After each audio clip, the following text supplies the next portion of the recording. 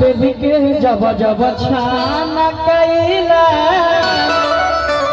कि सब लोग निहारे रूपवा घूंघटा जब हटाइला कि अखिया में कजरा चोटी हर केसिया में कसले बानी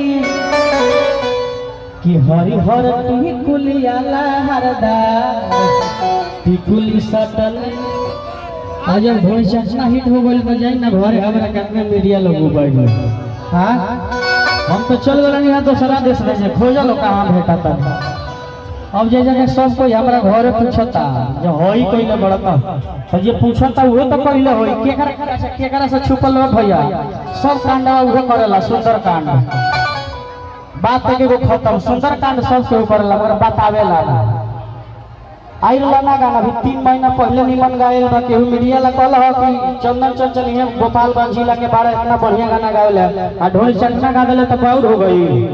अभी कल्पना पटवारी के साथ मैंने गाना उसमें गाया था डीआरएस पे 3 महीना पहले ही, आप सर्च करके देखिएगा। उस न्यूज में विजेंद्र भैया भी बनाए हैं, उस न्यूज भी अभी डाल रहे हैं। वो वीडियो में कम से कम 3.5 लाख रुपया खर्चा आइल बा। इतना बड़ा अच्छा गाना साफ सुथरा जहाँ हर जगह आप सब बजा सके। आप व्यू जगह देखी ना 5 लाख पहुंचा गई बा।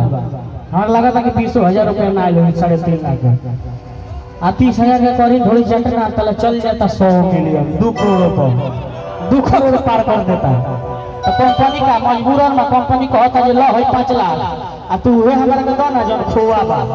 हम कहनी खोआ कौन भाई भाई तो कहता ढोली वाला गाना तो अब हमरो मुझे करी। अब हम ना गाए तो हमरो ना हमार तो कोनो सर्विस नहीं है, नौकरी नहीं है कि हम कहीं काम हमारे ये ना बने गा भाई गाना देन तो हमरा का दीवा लो का भाई हमरो मजबूरी बा।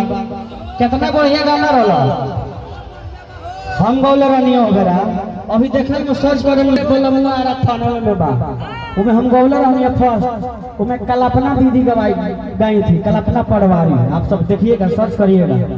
हमारे हीरो रे बोलमुआ थानों में बा हम वर्ड गाए थे।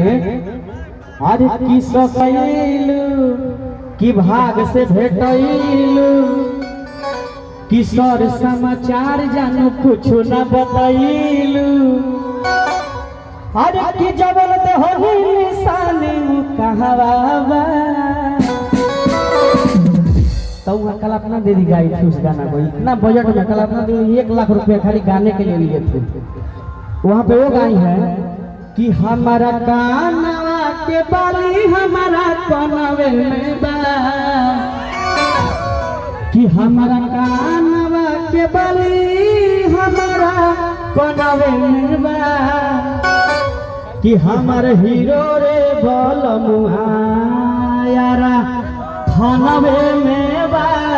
हमार हीरो रे बोलमुआ गोपालगंज थानवे में बा।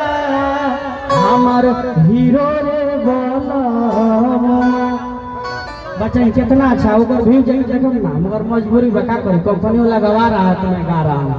एगो गाना के 5 ले देता रहो हाँ बैठ के ओकरा बाद में हम का करी गा देनी तो। अरे किसैया के